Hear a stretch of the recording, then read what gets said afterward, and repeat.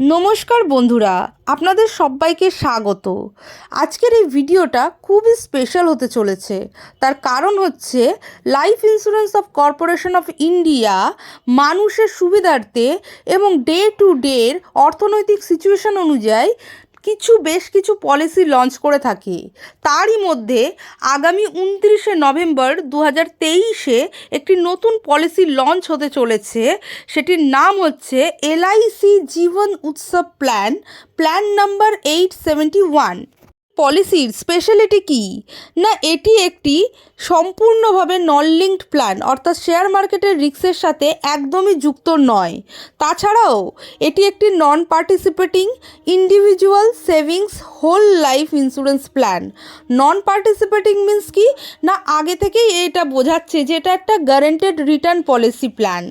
মানে নন পার্টিসিপেটিং লেখাটা থাকে যদি কোনো পলিসিতে, আপনি বুঝবেন আপনি কতটা গ্যারান্টেড রিটার্ন পাবেন সেটা আপনি আগে থেকেই জানতে পারবেন। Whole life insurance coverage means সারা জীবন আপনার ইন্স্যুরেন্স কভারেজ দেবে, স্পেশালি সারা জীবন আপনার বেনিফিটও আপনি পাবেন এই পলিসি থেকে।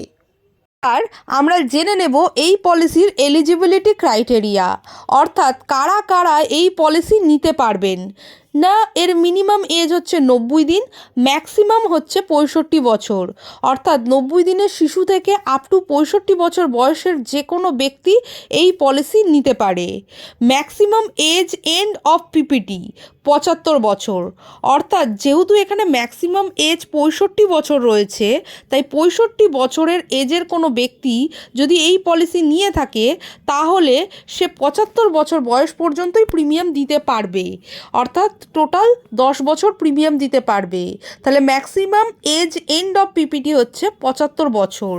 এটি একটি লিমিটেড প্রিমিয়াম প্ল্যান, অর্থাৎ যত বছরের জন্য আপনি এই পলিসিটা নিয়েছেন তার থেকে কিছু কম বছর আপনাকে প্রিমিয়াম দিতে হবে, সেই জন্য এটিকে লিমিটেড প্রিমিয়াম প্ল্যান বলা হয়। আর সাম অ্যাসিওর্ডের কথা যদি বলি, মিনিমাম এই পলিসিটি পারচেস করতে গেলে আপনার মিনিমাম সাম অ্যাসিওর্ড হবে 5 লাখ টাকা। ম্যাক্সিমাম কোনো লিমিট নেই, যত ইচ্ছা অ্যামাউন্টের আপনি এই পলিসি নিতে পারেন। প্রিমিয়াম পেইং টার্ম 5 থেকে 16 বছর পর্যন্ত প্রিমিয়াম দিতে পারবেন। এবার একটা এক্সাম্পলের সাহায্যে দেখে নিই যে এই পলিসিটা কিভাবে কাজ করে। ধরি একজনের বয়স, কোনো একটা ব্যক্তি 30 বছর, তিনি টোটাল সাম অ্যাসিওর্ড সিলেক্ট করেছেন 10 লক্ষ টাকা এবং প্রিমিয়াম পেইং টার্ম সিলেক্ট করেছেন 16 বছর। আর তিনি প্রিমিয়াম দেবেন ইয়ারলি বেসিসে, এটিই চুজ করেছেন। তাহলে টোটাল প্রিমিয়াম তিনি দিচ্ছেন 58,750 টাকা, প্লাস এর মধ্যে জিএসটি ইনক্লুডেড আছে, এবং তিনি এই টাকাটা 16 বছর ধরে প্রিমিয়াম দেবে। তার ডেফারমেন্ট পিরিয়ড অর্থাৎ 2 বছর পর 19তম বছরে গিয়ে তিনি কিন্তু সাম অ্যাসিওর্ডের 10% করে বেনিফিট প্রত্যেক বছর পাবে যতদিন তিনি বেঁচে থাকবেন। অর্থাৎ অপশন 1 এখানে কাজ করবে। এবার আপনাদের মাথায় প্রশ্ন আসতে পারে, এই যে ডেফারমেন্ট পিরিয়ডটা যে 2 বছর বাদে কি করে স্টার্ট হলো, এটা কি করে বুঝবেন?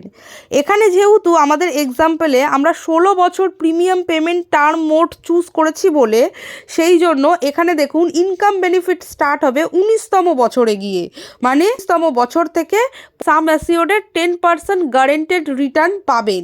আপনার 10% গ্যারান্টেড রিটার্ন মিনস এখানে এক্সাম্পলে আছে 10 লক্ষ টাকা, তার 10% হচ্ছে 1 লক্ষ টাকা, মানে প্রতি বছরে আপনি 1 লক্ষ টাকা সারা জীবন পাবেন। ঠিক একইভাবে যদি আপনি 5 বছরের এখানে পলিসি প্রিমিয়াম মোড চুজ করে থাকেন, তাহলে 11th ইয়ারে গিয়ে আপনি কিন্তু আপনার ইনকাম বেনিফিট স্টার্ট পেতে পারেন। আর আমরা দেখব যদি পলিসি হোল্ডারের মৃত্যু হয় তাহলে সেক্ষেত্রে কত টাকা পলিসি হোল্ডারের নমিনি পাবে।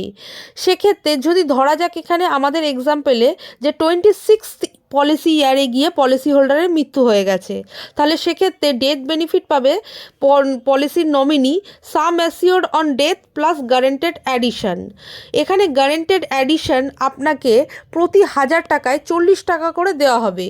যেহেতু আমাদের এক্সাম্পল 10 লক্ষ টাকা, তার মানে 10 লক্ষ টাকা ডিভাইডেড বাই 1000 ইন্টু 40 করলে 40,000 টাকা হচ্ছে।